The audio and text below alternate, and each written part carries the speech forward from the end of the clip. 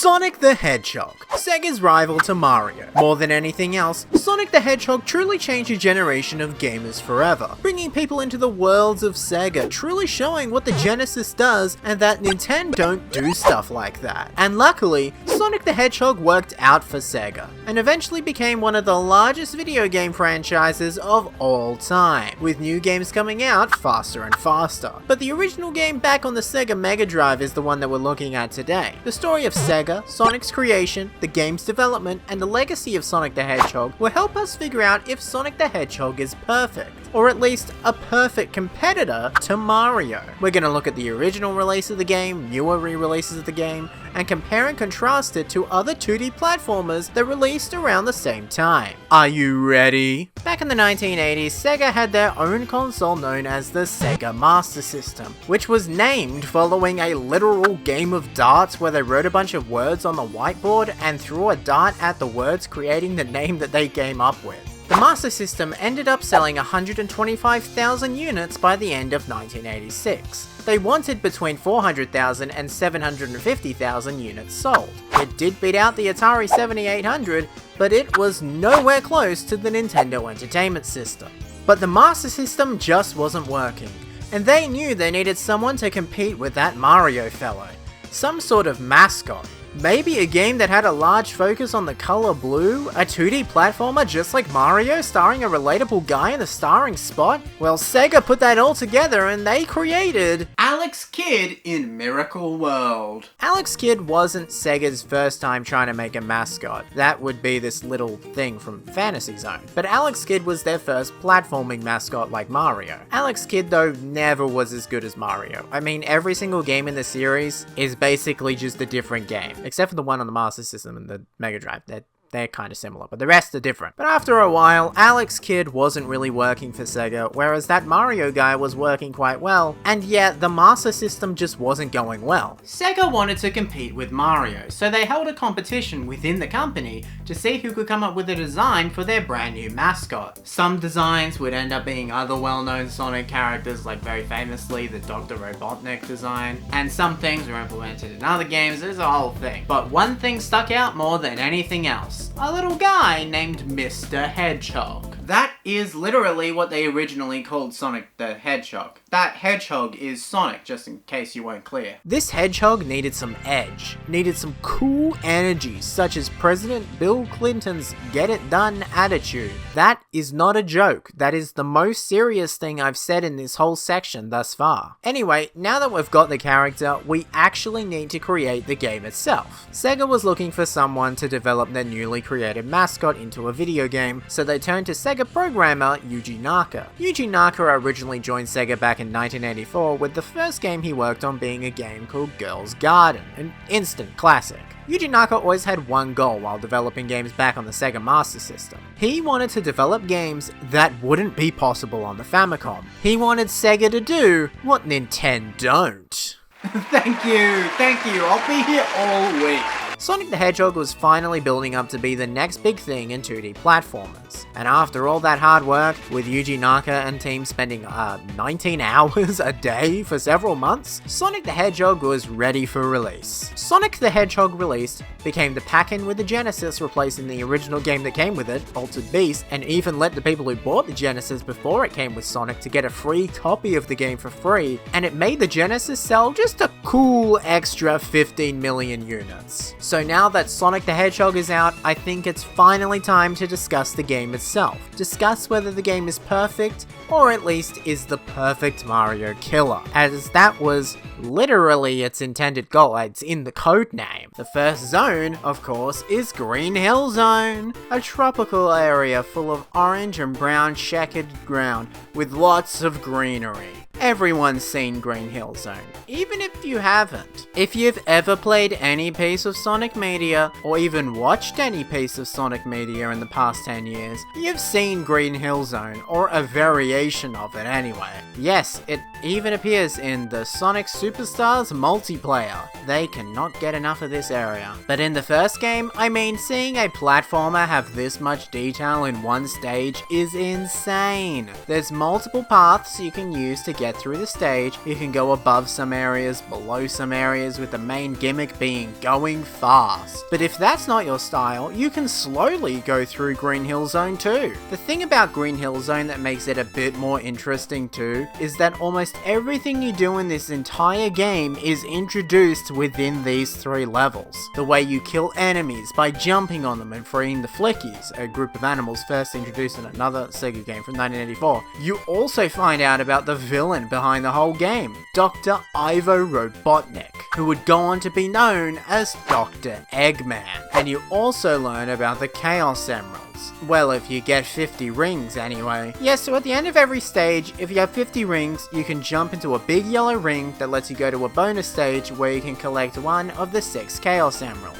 These emeralds become a bigger part of future games in the Sonic series, but for now, they're kind of just these 6 little collectible things in the game. You can collect them if you want, it gives you the continue screen if you get a game over, but you don't have to collect them if you don't want to, it doesn't really change anything. Anyway, we also learned that we have a boss fight in all Act 3 stages, with this first one being against Dr. Robotnik, and it's quite simple. You just have to dodge the big ball he swings around, and after that you free all the Flickies from the big metal machine. It's quite fun, I love it, but after Green Hill, we move on to the strangest decision physically possible. Marble Zone is terrible. It completely goes against every single thing that this game is supposed to be. Okay, here's the thing with Marble Zone. It really just doesn't work. Marble Zone just isn't fun. Unlike the first zone, which is about going really fast, it slows you right down. And to be fair, not every zone has to, and should be about going fast all the time, but you also need to just wait around a lot, and that's the main problem. Marble Zone is like if you took Bowser's Castle from Mario, you know, the one where you fight Bowser at the end, and decided to just extend it for another 2 levels for some reason, and also just had to wait for things to happen. It's just a lot of waiting around, hoping you don't jump in the lava. It's a whole thing. Look, in the grand scheme of things, it isn't that bad, but it's not really a good second act. After Marble Zone, there was Spring Yard Zone. Spring Yard Zone is alright. Like, it could be better, but it could be a lot worse. Spring Yard Zone is the beginning of the classic casino-like levels that have appeared in every single Sonic game since. Now granted, Spring Yard Zone is not a casino, like at all, but it has all the elements that the future casino levels would have. Like the big balls that you can bounce on, and all that type of like fun, energetic stuff. It just has that vibe, you know? Spring Yard Zone introduces several new enemies and other things like that, and has a lot of moving spikes that can kill you, which I guess was introduced in Marble Zone. You know, the greatest zone of all time. The boss of Spring Yard Zone has Eggman coming to destroy the ground underneath you. This boss is quite fun. A banger, some would say. And that's really what Spring Yard Zone is. If anything, I kind of think Spring Yard Zone would have been a great second act instead of Marble Zone, because I think Spring Yard moves into Marble Zone quite well, because it slows you down, but not as much as Marble Zone does, because in the normal game it just feels like a very stark contrast. The first way I played this game properly was actually a ROM hack that switched around the zone order, and I think that worked quite well. Playing the game normally just doesn't feel like it works very well. I can't exactly remember if Marble Zone followed Spring Yard Zone in that ROM hack, but that's the perfect order in my mind. Labyrinth Zone is an underwater level, which very famously, most people hate, myself normally included, but more and more I'm actually finding a bit of a fondness with some underwater levels. You know, just like I did with snow levels. And Labyrinth Zone, unlike what the popular opinion would tell you, isn't that bad. That's the hot take alarm. It goes off whenever you have a hot take. Look, Labyrinth Zone isn't a snow level, it's not that good, but I don't think I hate it as much as other people do. Labyrinth Zone is a simple level all about traversing through the water and has a bunch of different puzzles. Now unlike Marble Zone, which is just waiting for the sake of waiting, Labyrinth has a lot of semi-puzzles, where you have to find a button and press it to open a door. I find it to be quite interesting. I wouldn't say Labyrinth Zone is top tier Sonic, it just really isn't, but it isn't as bad as some people say it is. I don't have much to say about it, just that I like it, but I understand why you don't. Starlight Zone, another banger from Sega. I can't lie, I really enjoy Starlight Zone. It deserves to be at this point in the game too. But look, it ain't perfect. The Starlight Zone is all about running through a city high up. It's a big construction site, and it's honestly just a lot of fun. I will say, this level's kinda too fast at times. See, I actually wanted to spend my time in Starlight Zone, but I beat it so unbelievably quickly. The vibe of this level is is just so much fun. It truly is. I love the boss fight. I love the gimmicks this level introduces, such as the one that's later used in the boss fight where you jump on one side of a board to send a bomb flying in the air. It's just so much fun. I don't have that much more to say, but whenever a Sonic game does a Sonic level like this, it's most likely going to be the best one in the game. I'm sorry. After Starlight Zone, we have the actual final zone, Scrap Brain Zone. Scrap Brain Zone is quite an interesting zone because it really has only 2 acts, with the 3rd act being something, which we'll get back to in a bit. But the first 2 Scrap Brain acts are alright, I guess. There's a few places where you can die without the game warning you that you could die, which is not fair, but okay, whatever, man. There's quite a lot of death traps and other weird things in the level. I'm gonna be honest with you, I don't think Scrap Brain Zone is that great. It's just not friendly for a player to play. It has so many death traps that you just aren't warned about. It really wasn't that fun. I think I hated it. Thankfully, you only have to play this part twice. Thank goodness. But now, Scrap Brain Zone Act 3.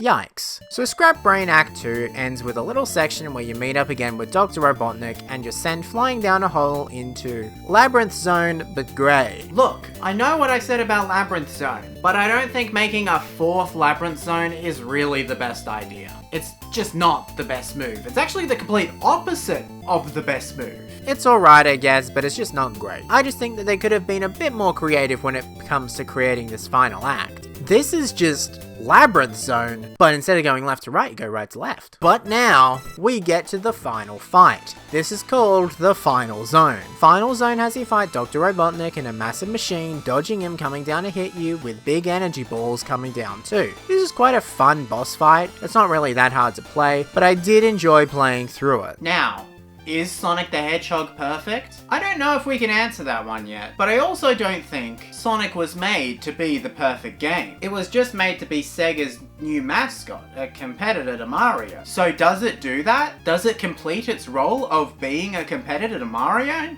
Yeah, it does. Sonic the Hedgehog may be one of many 2D platformers that were most likely made to compete with the main man Mario, but Sonic is one of the ones that really moved people. Sonic truly made an enemy with Mario, and let's be honest here, Sonic 1 is better than the first Mario game. But does it compare to Super Mario Bros. 3 and Super Mario World? These two, as well as Super Mario Land, were the latest 2D Mario games, with Super Mario World being the true latest one that even released semi around the same time as the first Sonic. So how does it compare to Sonic the Hedgehog? Does it compare to Sonic the Hedgehog? Somewhat. Look, of course Super Mario World is better than Sonic 1, but is it really fair to compare the two? Super Mario World is like the 6th mainline Mario game, whereas Sonic 1 is the very first game. Sonic has to build up to figuring out what a Sonic game can be, whereas Super Mario World just has the luxury of being the next Mario game. And to be fair, Super Mario World did add a lot to move forward the Mario series, no doubt about that, but it just had that advantage. It's not a fair comparison. But as I said, Sonic 1 compared to the first Mario? Sonic 1 wins, I think anyway.